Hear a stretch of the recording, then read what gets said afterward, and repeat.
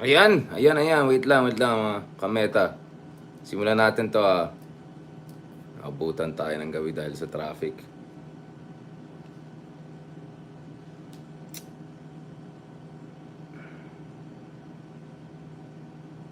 Ayan. That's it, we're live. Grabe ang traffic. Pasensya na, wala pa tayong driver at naabutan na tayo ng traffic. Grabe, no? Kahit 11 p.m. Punong-puno ng EDSA! Booyaka siya! Of course, kanina po ay, right, last day of June. And of course, June was, by many, accounts, personally, I could say it was I feel very blessed. It was a great month. Thank you, Lord. Thank you, God, for a fantastic month. Very productive. Marami tayong nagawa. We were able to tape a lot of podcasts in studio, out of studio. We had a good chance of catching up with a lot of good friends. Of course, kanina, for some of you, had a chance to kind of barge into our conversation. We had no less than the founder of Ladlad Party, a colleague of mine in TV5, a kapatid, no? And then, of course, a fellow scholar and academic and writer. We had Danton Remoto a while ago, and we were discussing about yung kalagayan ng LGBTQA sa Pilipinas, nasaan ano yung trajectory ng kilusan, ano yung mga prospects for greater political participation.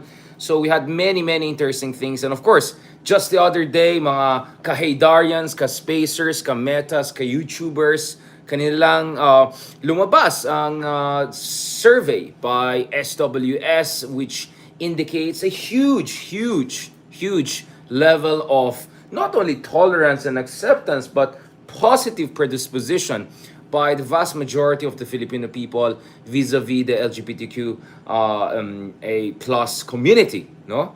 So, in light of that, I am not surprised to see this level of public interest, public response, and of course, even public backlash, no? Doon sa perceived discrimination against one of the members of the LGBTQA community who was allegedly involved, no, sa isang ano bang hindi ang tawag dyan, brawl. Okay, brawl. Now I want to say bardagulan, but I was just saying I'm not sure bardagulan is the right way to put it, but brawl, no?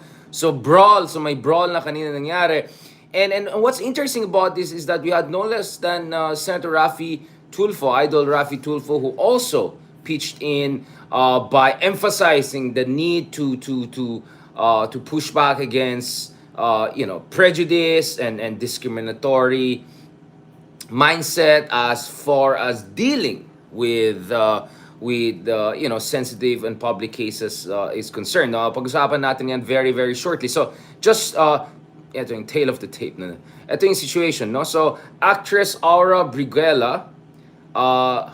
magpo-post na daw ng bail. Of course, I mean, I'm getting different kind of updates here dito sa ABS-CBN kasi attached sa ABS-CBN. Yun nga, nakalagay, Awra Briguela bigong makalabas sa pagkakakulong, no?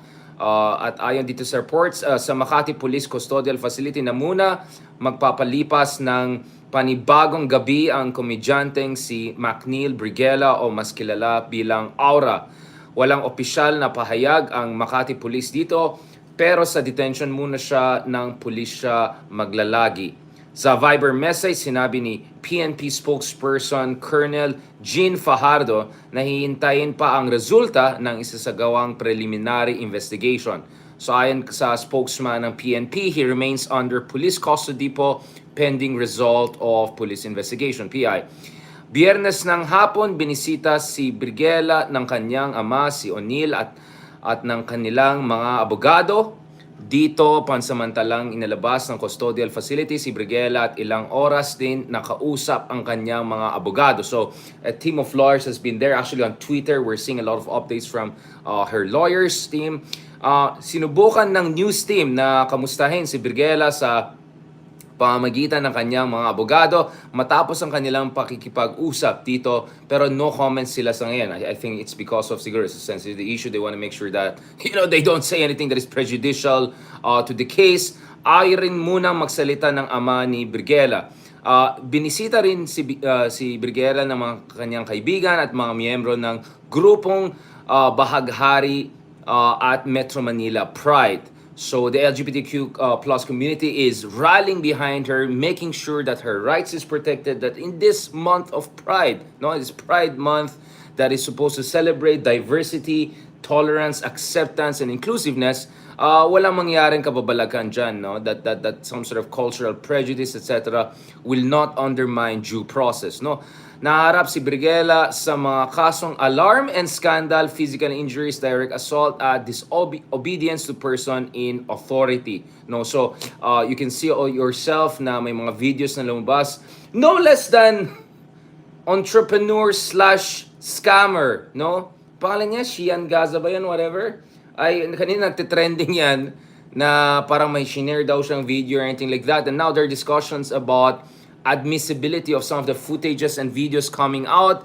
Obviously, assuming the videos that are coming out are legit, no? Once the verification has been done, whether these are admissible in court as an evidence, because ang claim ng supporters ni Awra is that he was defending isa sa mga kasama niya who was allegedly being subjected to sexual harassment by another individual, and so nangyari ng very very aggressive back and forth. So in short, Awra was defending a friend, no? And of course, you know, Awra is a palaban, di ba? Palaban na tao. So mukhang medyo nag-intensify, nag-escalate situation. Was it in Poblacion or something like that? The incident. Now, what is interesting is that you know, just a while ago, Senator Idol Rafi Tulfo was once again in the news, and once again for a good reason. For a good reason. Now, this is very interesting because usually, if you talk to the critics of the Tulfo brothers, and of course, some of the brothers are, you know, more, you know, macho than the others, and just to put it mildly, you know, some would say na, nako, mga yan, toxic masculinity, etc., etc. So, we see a lot of criticism of the Tulfo brothers, but in fairness to Idol Rafi Tulfo, and I can also vouch for Erwin Tulfo, who I had the chance to also have a proper interview with. No, you know, in fairness, these are people with a sense of public service. These are people who care, and kanina nakita natin na in fairness kay Idol Rafi Tulfo talaga, he stood his ground when there were indications of some prejudicial mindset, no? Doon sa kanyang interview with someone from the PNP. Now, just to be very clear, I am also very good friends with folks in the PNPA. I had the chance to give them lecture recently. So let's be clear, no? We're not talking about the entire institution of the PNP.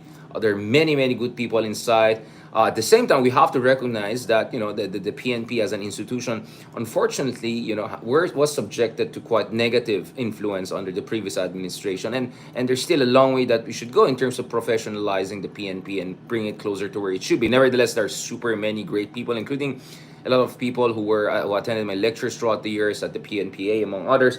So again, we're not here to, so wag tayo judgmental, and that goes both ways, no? Now, the thing though, dito sa interview ni Rafi Tulfo, parang medyo judgmental yung yung kinausap ni Senator Rafi Tulfo. So in response, Senator Rafi Tulfo had to stand his ground and correct, no, the person. So ito yung mga graphics na nakita natin. So ito, sabi nung in-interview na, alam mo naman si Awra is, you know, belongs to the community. Gusto niya makita yung magandang katawan. Oh, like, what? Seriously? I mean, this is for real lang. Yan ang sinabi niya. Na, so, immediately, parang in-imply na yung nagdi-defend pa ng victim, siya pa yung aggressor. So, parang, that's kind of weird, no? That's like weird, worse than victim blaming. So, eto, biglang Senator Rafi Tulfo immediately made things very clear. Sabi niya, ay hindi sir, mali ka dyan sir, wag ganon. Palibasa ay LGBTQ community, gusto makita agad ang katawan ng isang lalaki. Siguro po, mayroon pong pinagmulan yung kaguluhan, no? So immediately the senator pushed back against what looks like very prejudicial kind of literally in a legal sense prejudicial take on the situation. So Sa Pride Month pa nangyari yan. Sa Pride Month pa nangyari. So again, kudos to Senator Tulfo, no? So Senator Tulfo once again has proven that, in fairness, he's using his newfound powers as the Senator of the Republic, as the leading Senator of the Republic by some accounts, at least in terms of popularity, and giving his platform, his following, etc. He's using it for the right reason. So kudos to Senator Tulfo for that, and we see more and more senators, especially mga iba na may machong image pa to correct, no? Any kind of isang kahit konting bahid, no? ng prejudice, kailangan natin na ayusin yan. So of course, again, mga kameta, mga ka-spacers, mga ka-YouTubers, I know marami sa atin ay, we have conservative values, right? I mean, personally, I'm much more of traditional guy, diba? So my conceptions about etc. But at the same time, we are humanists. We have to appreciate everyone and respect the innate rights and dignity of every human being, no?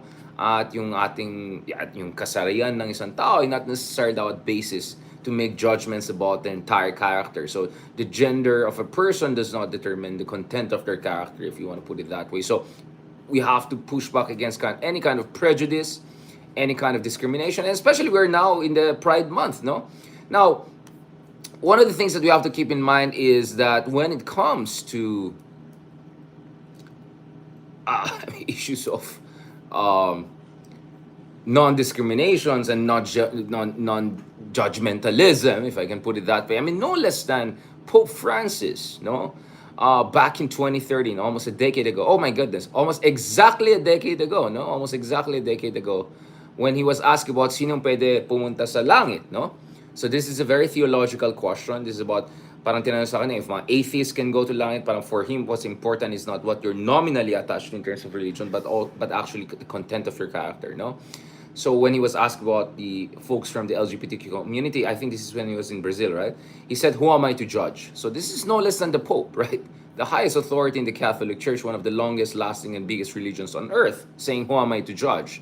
So kudos to, Senator Rafi Tulfo, he's being a Christian by emphasizing the necessity to push back against any kind of prejudicial statement against members of the LGBTQ community. No? So I'm just saying, even from a Christian standpoint, right? If you're not secular, if you're not whatever, even from a Christian standpoint, you can make a very strong argument that who are we to judge, right? And to jump into conclusions. No, I mean, there's no space for that. So I'm very glad that even the macho icons of Philippine politics, I mean, how can you get even more macho than Senator Rafi Tulfo, no? Are standing the ground, I mean, are doing the right thing, are pushing for the right cause, and really publicly calling out any kind of nonsense out there. Now, let's also not forget that also the President of the Republic, Ferdinand Marcos Jr., recently also made a statement making it very clear that we have to ensure equal protection of all communities, because we should all be treated the same in a sense that, before the law, no? So ito po yung sinabi ng ating Pangulo Marcos Jr. on LGBTQA+. May A na siya ngayon, di ba? Nag-evolve yung terminologies. Kanina actually I was asking si Danton Remoto na, I mean, as an outsider, our question is like, what is the difference between the movement, let's say in the West and the Philippines? What are the overlaps, differences? If there's a Filipino version of putting things into context.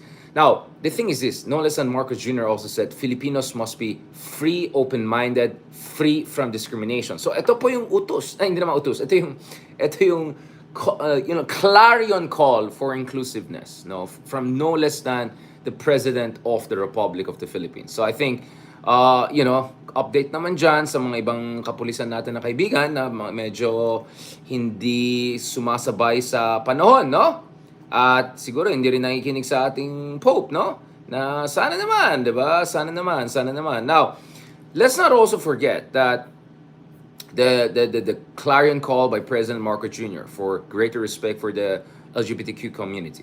The no less than macho people, macho icons like Sir Rafi Tulfo drawing the line in the sand and saying, hey sir, wag tayo prejudicial, ganun. All of this is coming not out of thin air, no? It's not out of a kind of a vacuum, no. We can see that latest survey, so let's go to the SWS survey that shows that actually there has been a, I won't say sea change, but maybe lake change, if not as big as sea, river change, no, in terms of public predisposition towards gender minorities, no. So more Filipinos find folks from the LGBT community as quote trustworthy compared to a decade ago. So basahin po natin ito. So a big majority of Filipino adults agree that gays and lesbians are just as trustworthy as any other Filipino, ayon sa isang recent survey conducted by social weather stations. I'm reading from the news site here, per you see. Ang itong mga findings ay nagpapakita na mas nagiging sympathetic po yung attitudes ng taong bayan, you know, in terms of yung kanilang attitude towards the LGBTQA plus community, kumpara doon sa nakaraan na dekada, no? So the first quarter 2023 social weather survey was conducted from March 26 to 29. At meron siyang representative sample of around 1,200, so just as big as the presidential survey, etc. Sige, Google Trends din natin baka. Alright. So, eto, dun sa survey, SWS found that 79% or about 4 out of 5 Filipino adults, ang laki na, agreed that folks from the LGBTQA plus community are just as trustworthy as any other Filipino, right? So there's no kind of a prejudice, etc. This percentage has increased in last decade because with only 67% 7% agreeing with the statement, so from 67% to almost 80%. So that's a double-digit increase over almost just a decade. Now imagine, what if you give it a full generation? On a statement about whether the LGBTQ community have contributed, quote, a lot in the progress, contribute a lot to the progress of our society. Mali yung preposition po, pakiayos yan. To the progress of our society, 73% of respondents agreed with the statement. Doon sa 2013 survey, only 54%. No, so we went from 54% to 70% in terms of recognition ng contribution ng LGBTQA plus community sa pag-asenso ng ating bayan, no? To the progress, not in the progress of our society. Nako, sana na naman yung mga gumagawa ng survey dyan. Okay. Anyway, when asked if being a member of the community, okay, medyo may mga may mga more sensitive questions dyan. You can guess what are these questions. You can check it on your own. Pakita ko ito. I-post natin yung survey para makita nyo yung difference. So you can see that there's really a not sea change, but still a significant change, no, in terms of public attitudes and towards a more positive direction. So yun po yung survey na ipapakita natin dito sa baba, no. So just over a decade, just look at how big the difference is, no. Just big how this difference is now. And then of course, this is important because of all the push for the SOGI or sexual orientation, gender identity, and gender expression bill, and of course there's also push for Ladlad Party and gender minority groups to have greater representation. Now obviously this is the thing, you know, as someone who comes from a multicultural background, I'm also super happy about this, mga kameta, because there was a question that asked also about our Muslim brothers and sisters. Wassalamu alaikum. And of course, Eid al-Mubarak to our brother Muslim brothers and sisters. So ito, a record high percentage Filipino adults also agreed that Muslims are just as trustworthy as any other Filipino. No, so that's good. That's good. So we're also seeing some improvement on this front. Obviously, I believe that, you know, we still have a lot of problems with prejudice and discrimination against not only gender minority groups, but also against religious minority groups, against our Muslim brothers and sisters. So these are the numbers that we're seeing.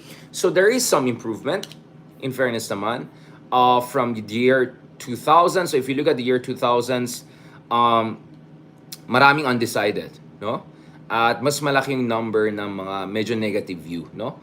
In terms of recognition of the goodness of innate goodness of our Muslim brothers and sisters, but that number has significantly increased. So very small number, single digit lang nagsabi na hindi sila trustworthy or something. So yung mga medyo racist, prejudice, yung mga ganyan, medyo kumonti na sila. So I'm also so proud to see This is what I'm talking about. This is what I'm talking about, mga kameta.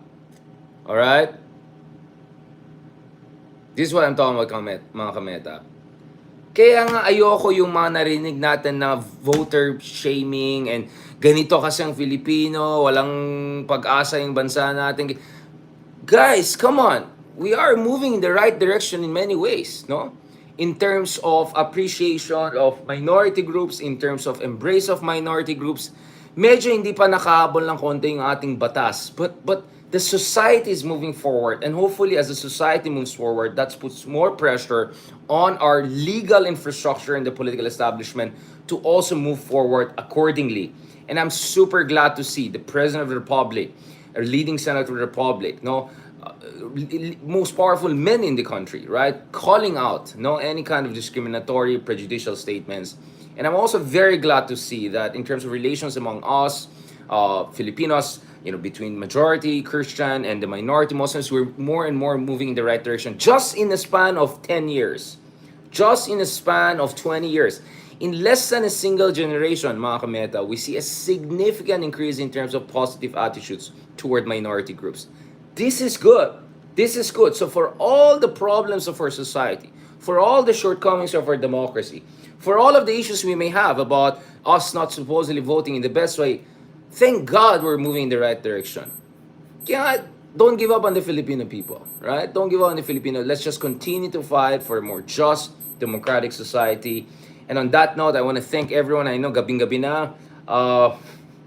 Thank you so much for all of you na sumali sa atin over Meta, over Space, over dito sa YouTube. I really, really appreciate it. Good evening, good morning, and maraming salamat. Maraming salamat. Maraming salamat. Thank you very much. I also hope that folks like Senator Robin Hood Padilla, who comes from the Muslim community in the Philippines, I hope he will more focus on, rather than yung mga federalism and yung mga tatay ekek na yan. No, I want him to focus more on, focus more on pushing for greater and greater Muslim-Christian solidarity, cooperation, and greater appreciation and recognition of the rights of our Muslim brothers and sisters, and also of the historical injustices against them. I mean, if there's one thing that I agree with former President Duterte, it's that we have to acknowledge historical injustices and we have to have redress, right? At the same time, it's very, very important to also appreciate that at least pagdating sa social values, social attitude, we're moving on in the right direction. Thank you very much again, everyone. Ay, may mga comments pa kayo dyan, may mga violent reactions pa kayo dyan. Anyone? Alright, anyone? Violent reaction, maraming salamat. Thank you very much again sa lahat ng mga sumusuporta sa atin, kay Viva Hoye, late na prof, Mike Rojas, Ma'am Jocelyn Lumbre, of course, as always, thank you so much for your support. Ina Batalia, thank you very much. Iska Lumawig, yan, Nestor, Baksibo, Northern Exposure, Liana Aguilar. Ayan, dami ng mga comments Ayan, yung iba naman are... Okay, may mga tao na nagpo-post dito ng verses. Okay, don't worry, I will get back to you with also verses about tolerance and humanity, etc. Right? And if you want to go to Leviticus, etc., ganyan, ibang usapan na yan. Okay, nasa 21st century po tayo, and I'm glad that the Philippine society is moving in the right direction on so many fronts, right? In terms of tolerance, acceptance, inclusiveness. And again, I'm saying all of these things as someone who has admittedly more traditional outlook on social issues. But when it comes to social policies and economic issues, I consider myself a bit more of a progressive person, right? But I hope whatever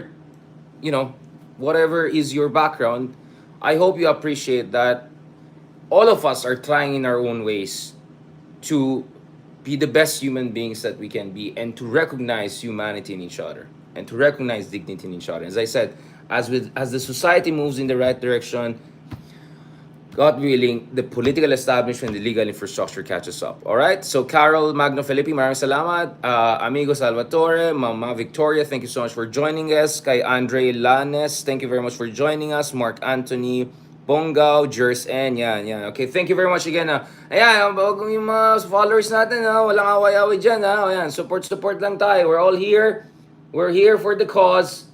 in our own little ways, all right? And I hope you appreciate what we're doing here, okay? It's midnight, all right? It's midnight. I'm still doing a live, all right? I just had to drive how many hours today, back and forth. Why am I doing this? Because we believe in the cause, right? We believe in our country, all right? So I hope people appreciate what we're trying to do here, all right? And we put aside pettiness and petty fights and petty trolling and petty comments and nonsense, etc., all right? Please, let's just focus on what is right, okay? And yun lang. That's all I want to say. Thank you very much again sa lahat ng mga sumusuporta sa atin. Thank you so much for keeping your comments nice and supportive. Pansin natin, medyo kumukunti yung mga trolls. Uy, na-miss ko naman kayo, yung mga trolls. Ano nangyari? Kasi kailangan namin kaya para pataas ng ano. I'm just kidding. No. I really appreciate again, the heartfelt comments. I see, again, everyone joining us even if midnight na. I really appreciate it. Very, very kind of you. And please continue to support us. This is not about just me or about you or about, this is about the cause. No? And I'm just, just a note. I'm just a simple guy who's trying to do the right thing and hopefully try to bring more and more people together. Again, thank you. I mean, mahabang usapan to. There are many things we can talk about, mga kameta, mga ka-spacers, ka-YouTubers. But I'm saying, the fundamental starting position in discussions regarding this issue should be recognition of humanity. Once we can recognize humanity in each other, I think we can all be in a better position to have a proper conversation about what makes us better Filipinos, better citizens, better human beings in general. All right? Maraming salamat. God bless. And talk to you soon.